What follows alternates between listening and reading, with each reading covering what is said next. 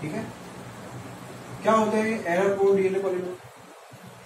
Error prone DNA polymerase का मतलब ये होता है कि जो नॉर्मल डीएनए पॉलीमरेज है जैसे 1 और 3, ये तो क्या है कि नॉर्मल तरीके से न्यूक्लियोटाइड्स को ऐड कर सकते हैं, नए नए इनकमिंग न्यूक्लियोटाइड्स को ऐड कर सकते हैं डीएनए रेप्लिकेशन के। लेकिन अगर मान लो यहां पर कोई थाइमिन डाइमर आ गया, यानी डीएनए सिंथेसिस चल रहा था, डीएनए पॉलीमरेज सिंथेसिस करवा रहा था, तो यहाँ पर कोई थाइमिन डाइमर आ गया। अब थाइमिन डाइमर जैसे ही आता है तो ये वाले पॉलीमरेज इसको नहीं पहचान सकते, यानी इसके ऊपर टेम्पलेट की तरह इसको यूज नहीं कर सकते, और नया न्यूक्लियोटाइड इसके ऊपर कौन सा जोड़ेंगे उनको पता ही नहीं चलेगा, 1 और 2 को, 1 और 3 को। तो अब स्पेशल केस में इनको बुलाया जाएगा। ये क्या करेंगे, ये अपनी मर्जी से जोड़ देंगे कोई भी, इसीलिए इनको बोलते हैं एरर प्रोन, गलती कर सकने वाले, एरर को ऐसे ही छोड़ देने वाले एंजाइम्स, ऐसे पॉलीमरेज, उनको क्या कहते हैं 4 और 5। इसके अलावा अगर ये कोई भी न्यूक्लियोटाइड को जोड़ रहे हैं तो ये एक ट्रांसलेशन बना देंगे, ट्रांसलेशन सिंथेसिस, इनको टीएलएस पॉलीमरेज भी कहते हैं, ट्रांसलेशन सिंथेसिस करते हैं। ठीक है, तो ये अपनी मर्जी से जोड़ रहे हैं, तो मर्जी से अपने काम कर रहे हैं, तो इनकी एक अलग फैमिली होगी, अलग फैमिली वाले एंजाइम, इनको वाई फैमिली पॉलीमरेज भी कहते हैं।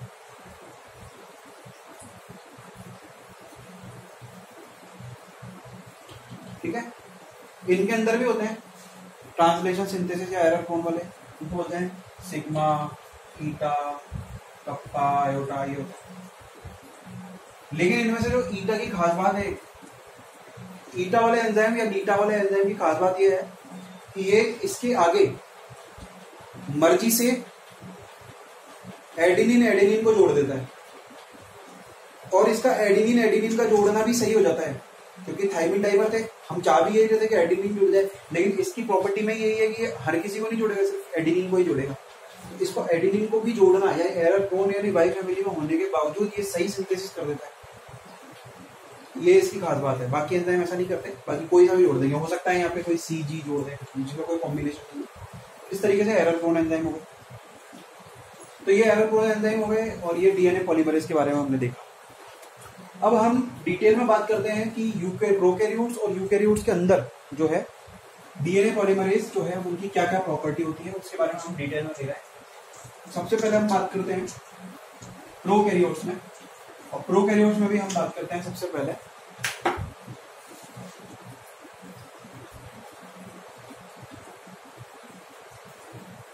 बात करते हैं डीएनए पॉलीमरेज थर्ड।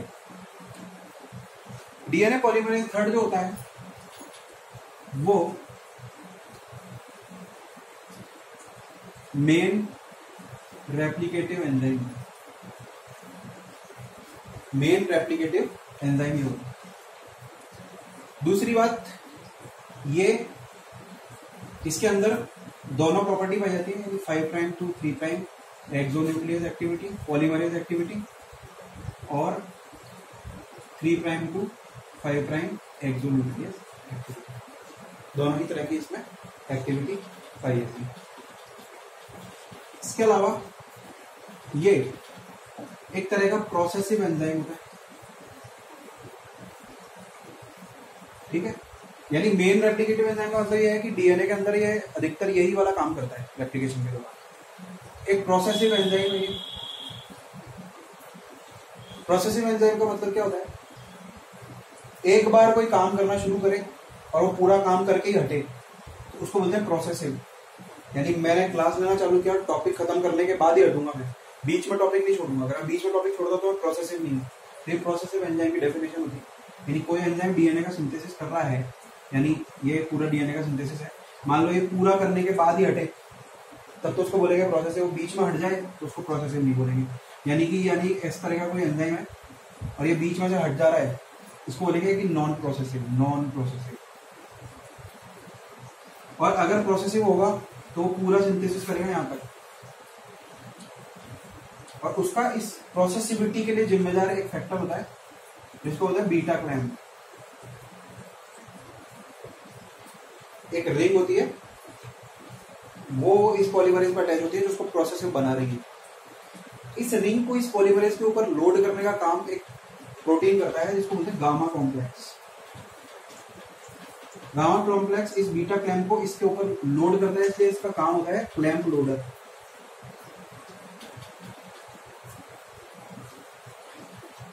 इसका काम क्या हुआ? Clamp loader. दूसरी बात ये कि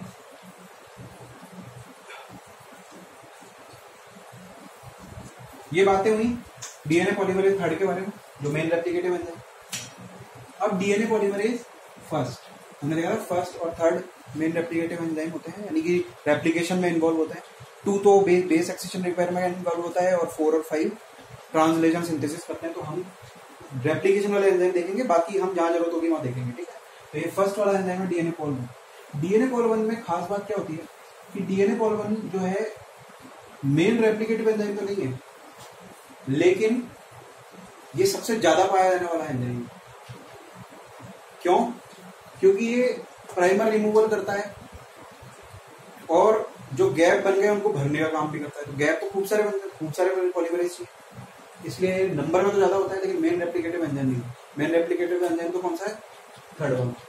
तो ये फर्स्ट वाला एंजाइम क्या होता है? इसके अंदर देखो 2 प्रॉपर्टी तो है ही, यानी इसके अंदर 5 prime to 3 prime polymerase activity है, 3 prime to 5 prime exonuclease activity भी है, और इसके अंदर 5 prime to 3 prime exonuclease activity भी है। ये एक्स्ट्रा एक्टिविटी इसके अंदर आ गई है, ठीक है।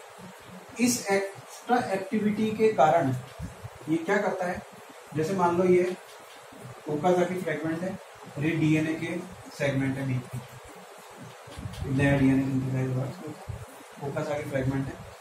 तो ये क्या करेगा, इस आरएनए के टुकड़ों को यहां से हटा देगा एक एक करके। ये हटाया, नया जोड़ दिया, दूसरा हटाया, नया जोड़ दिया, तीसरा हटाया, नया जोड़ दिया। इस तरीके से जोड़ते जोड़ते जोड़ते इसको फिल कर देगा। एंड वाले फॉस्फोडाइएस्टर बॉन्ड को ये नहीं जोड़ पाएगा, उसको जोड़ने के लिए लाइगेज आ जाएगा। तो ये क्या कर रहा है, एक एक करके हटा के, ये इसमें अगर कोई गलती है उसको ठीक भी कर रहा है और उसको हटा भी रहा है। देखो एक्सोन्यूक्लियस एक्टिविटी भी कर रहा है, प्रूफ रीडिंग एक्टिविटी दोनों कर रहा है, लेकिन एक एक करके कर रहा है, किनारों पर से कर रहा है, इसलिए एक्सोन्यूक्लियस एक्टिविटी बोलते हैं। ये वाली एक्टिविटी भी किस काम आएगी कि क्योंकि अब ये जो नया सिंथेसिस कर रहा है, इसमें अगर ये गलत न्यूक्लियोटाइड जोड़ देता है तो प्रूफ रीडिंग एक्टिविटी खुद के सिंथेसिस में करेगा, तो ये वाली एक्टिविटी काम आएगी। क्योंकि ये आरएनए के टुकड़ों को हटा रहा है, तो ये वाली एक्टिविटी काम आएगी। और सिंथेसिस करने का पॉलीमरेज एक्टिविटी इस एक्टिविटी, तो तीनों एक्टिविटी है इसके अंदर। ऐसा डीएनए पॉल 3 के अंदर नहीं था, यानी कि एंजाइम्स में अंतर है, इसलिए काम भी अलग अलग है। तो ये प्राइमर रिमूवल की तरह काम कर सकता है, प्राइमर रिमूवल वाले प्रोसेस के अंदर ही काम कर सकता है डीएनए पॉलीमरेज। तो ये डीएनए पॉलीमरेज बनूंगा। यूकैरियोट्स, प्रोकैरियोट्स के अंदर इस तरह के डीएनए पॉलीमरेज हो सकते हैं। यूकैरियोट्स के बारे में बात करें, रेप्लिकेशन में एक एंजाइम रह गया है जिसका नाम है प्राइमेज। प्राइमेज जो होता है वो प्राइमर सिंथेसिस का काम करता है। तो अगर प्रोकैरियोट्स के अंदर बात करें तो प्राइमेज की तरह काम करेगा डीएनए जी।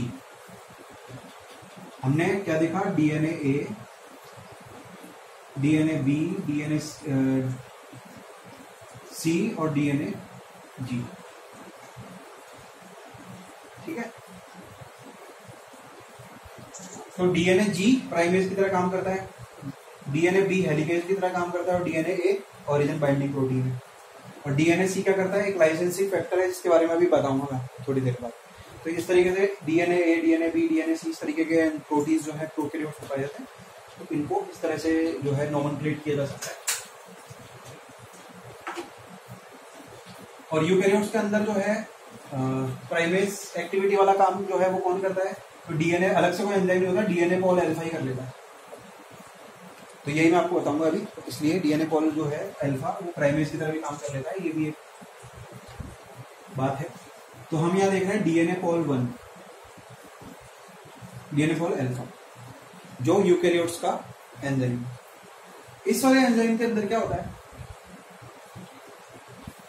इसमें 5 prime to 3 prime polymerase activity होती है।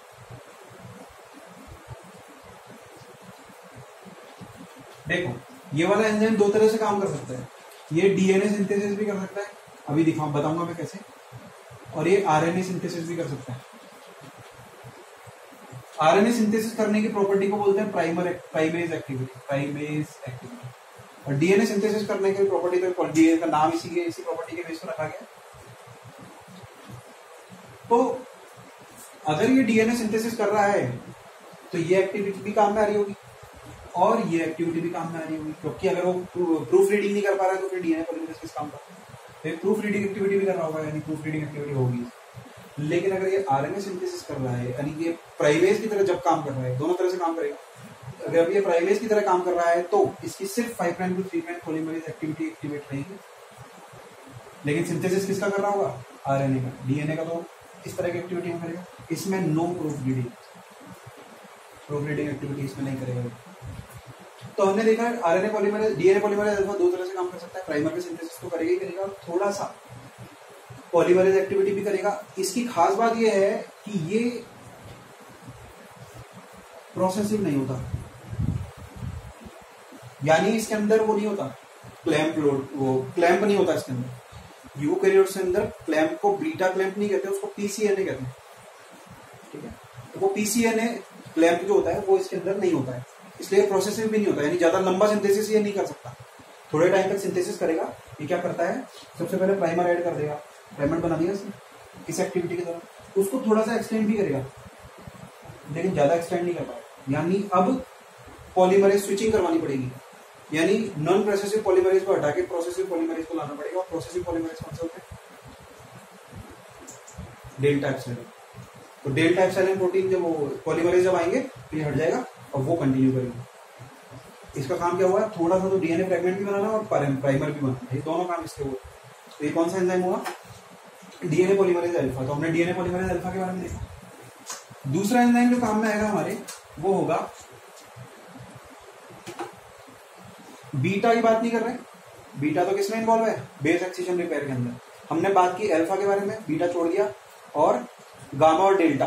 गामा तो ऑर्गेनेल रेप्लिकेशन में काम आएगा, तो बचा कौन सा? डेल्टा और एप्सिलॉन। तो अब हम देख रहे हैं डीएनए पॉलीमरेज डेल्टा एप्सिलॉन, ये जुड़वा भाई की तरह होते हैं, दोनों में से कोई भी काम करे डीएनए सिंथेसिस हो जाएगा, कोई प्रॉब्लम नहीं है, कोई भी लिख सकते हैं, गलत नहीं होगा, ठीक है। दोनों एक से होते हैं। तो डीएनए पोल डेल्टा हो या एप्सिलॉन हो, इसको समझाने के लिए प्रॉपर्टी तो इसमें वही होगी। एक तो 5' to 3' पॉलीमरेज एक्टिविटी भी होगी, 3' to 5' एक्सोन्यूक्लियस एक्टिविटी भी होगी, दोनों एक्टिविटी इसके अंदर होगी, ठीक है।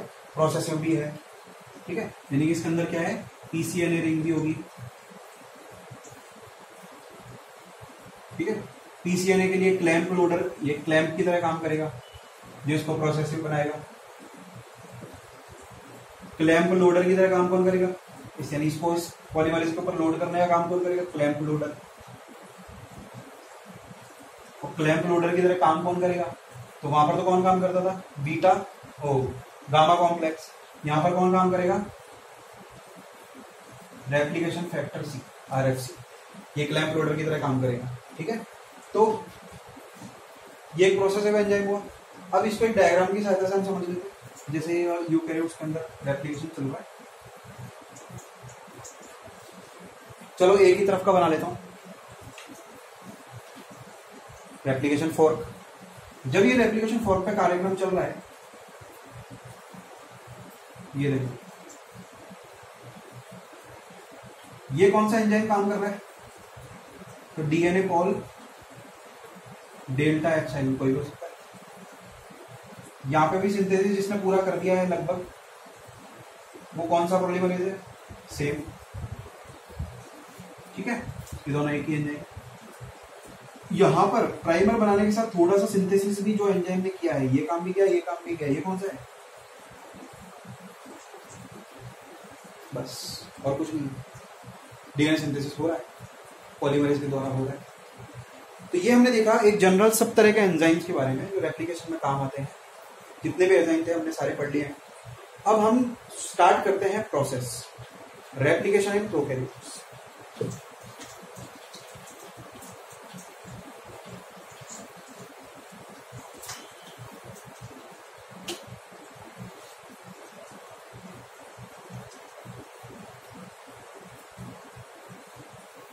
तो हम रेप्लिकेशन प्रोकैरियोट्स के अंदर स्टार्ट कर रहे हैं। तो रेप्लिकेशन जो प्रोकैरियोट्स में होता है, तो रेप्लिकेशन में सबसे मॉडल ऑर्गेनिज्म जो माना जाता है वो उसको इकोलाई को माना जाता है। इसके अंदर क्या होगा, सबसे पहले हमने बात की थी इसका ओरिजिन होता है। भाई ये सर्कुलर डीएनए है, सर्कुलर डीएनए के ऊपर ओरिजिन होगा। ओरिजिन के लिए हमने बात की थी एक तो 13 मर होता है और एक 9 मर होता है। ठीक है, एक 13 मर होता है